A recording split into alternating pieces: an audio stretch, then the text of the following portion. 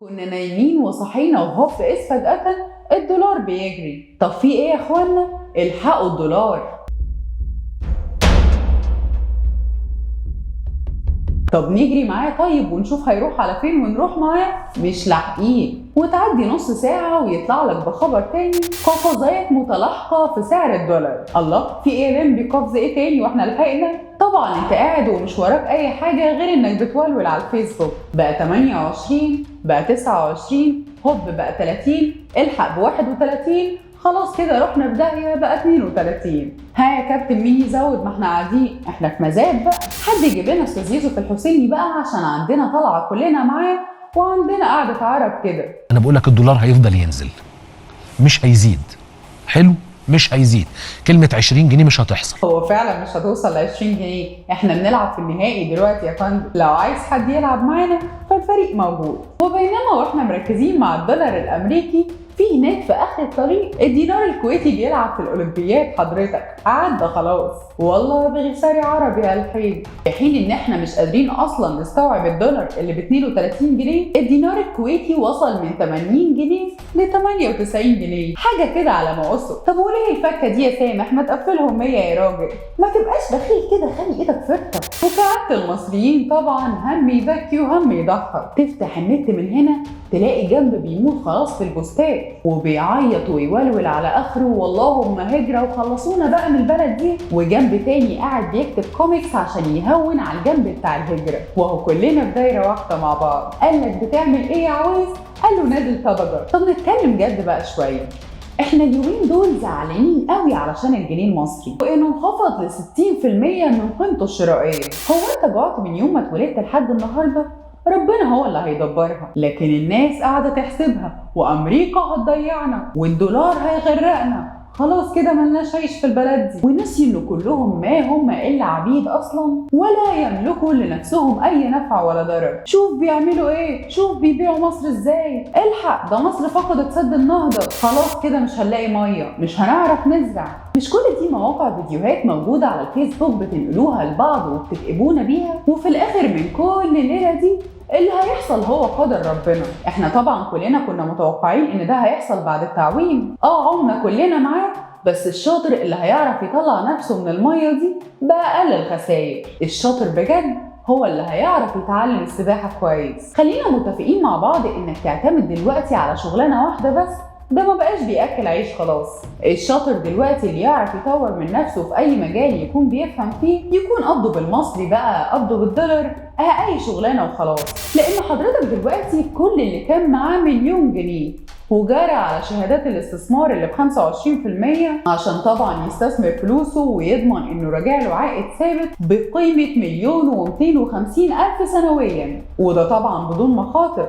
انا باشا وقاعد وحاطط رجل على رجل. فاحب اقول لحضرتك ان وقت شراء الشهادات اللي بقيمه 25% فايده كان وقتها الدولار بيلعب في رينج 24.75 قرش، يعني المليون هيساووا 40,400 دولار. يعني ثمن الشهاده بالارباح اللي هم ال1,250,000 بعد سنه اللي انت فرحان وطاير للسما بيهم هيكونوا 39,000 دولار بس. ده لو فرضا اصلا ان الدولار فضل ثابت على 32 وما زادش عن كده في خلال السنة. يعني اللي استثمر خسران، واللي فضل محتفظ بقيمة الفلوس زي ما هي برضه خسران. وخلي بالك ان كل ما الدولار بيعلى والاسعار بتزيد هتلاقي الناس كلها بقت مهمومة اكتر والحالة هتبقى اصعب، وهتلاقي الشيطان بيدخلك من اضعف حتة فينا. طب من ايه وازاي ومش هنلاقي وهنموت؟ الشيطان يعدكم الفقر ويأمركم بالفحشاء. فياريت ما ننساش ابدا قول ربنا لينا: وفي السماء رزقكم وما توعدون.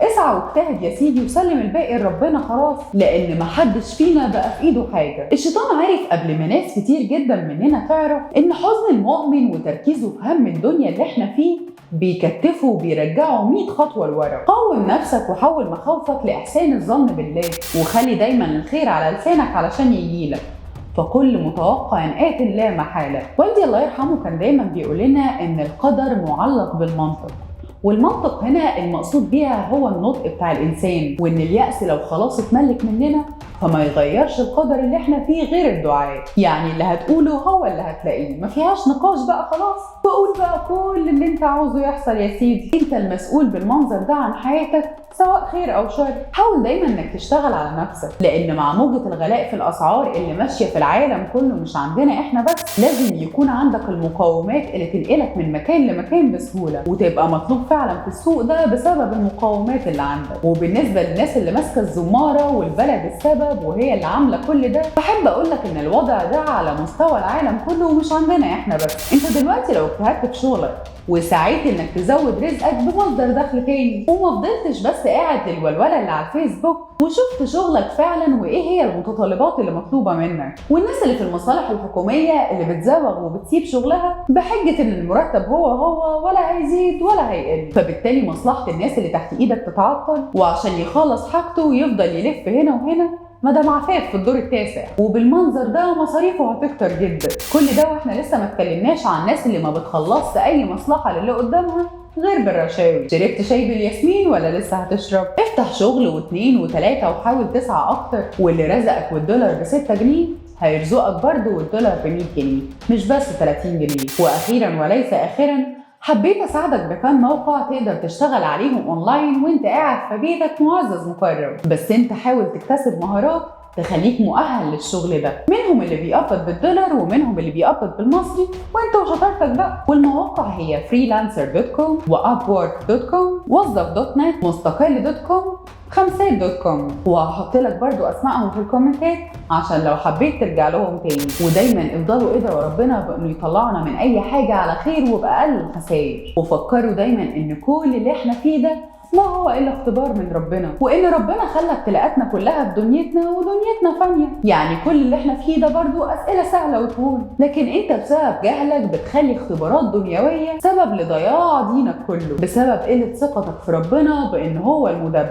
الامريكان واعدائنا اليهود قاعدين بيلعبوا في شويه ارزاق، في شويه دولارات، في شويه بترول، حبة ورق كده. لكن هل لعبوا في ضميرك؟ هل لعبوا في حبك لرسول عليه افضل الصلاه والسلام؟ هل لعبوا في توجهك لربنا؟ هل لعبوا في ذكرك لربنا لرضاك عن قدر ربنا؟ هم ما بيعملوش حاجة غير انهم بيتعبونا في امور دنيوية، لكن دايما قلبنا لازم يكون مطمن. وما تنسوش هسيب لكم برضو اللينكات بتاعت المواقع في الكومنتات تقدروا ترجعوا لها في اي وقت. كانت معكم شروق السرفي في برنامج الحكاية من البداية.